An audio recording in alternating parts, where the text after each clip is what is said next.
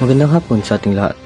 Narito ang iulat ng panahon para sa araw na ito, April 10, 2024. As of 1 p.m. dito sa Legazpi Albay, inaasahan natin na mainit na panahon na may temperaturang umaabot sa 41 degrees Celsius. Maaari nating sabihin mataas ang init ngayon, ngunit mas bumaba ito kumpara noong nakaraang araw na umaabot sa 45 degrees Celsius. Kaya't siguraduhin na magsuot ng light at breathable na damit at magdala ng tubig upang maiwasan ang init.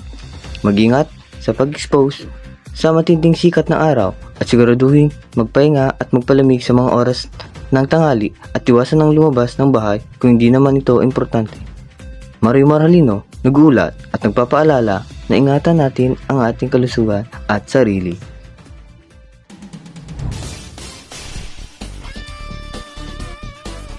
Smart Sound.